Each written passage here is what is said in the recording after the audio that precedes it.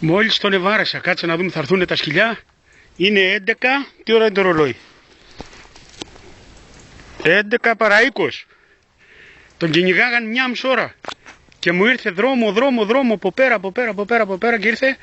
Κοιτάξτε που έχει πέσει, να δούμε, θα έρθει τα σκυλιά.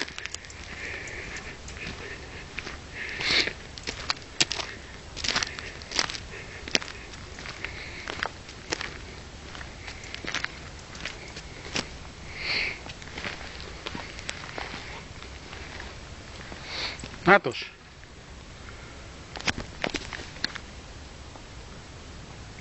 Τα σκυλιά είναι 1 χιλιόμετρο μακριά.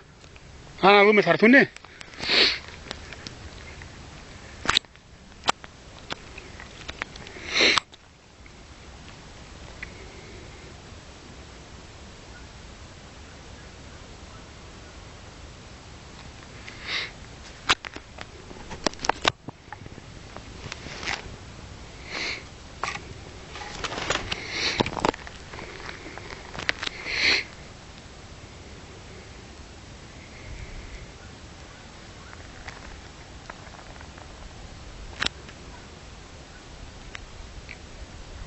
Ακούγονται οι φωνές μακριά. Να δούμε, θα έρθουν εδώ.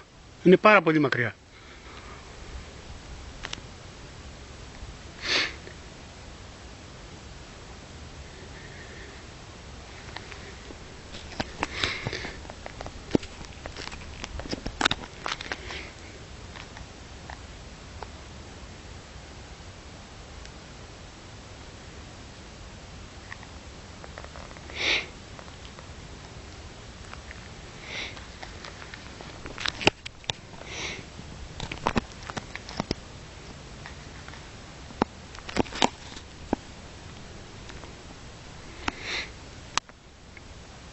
Να δούμε, θα το σταματήσω τώρα το κινητό και άμα έρθουν να το ξαναγράψω πάλι.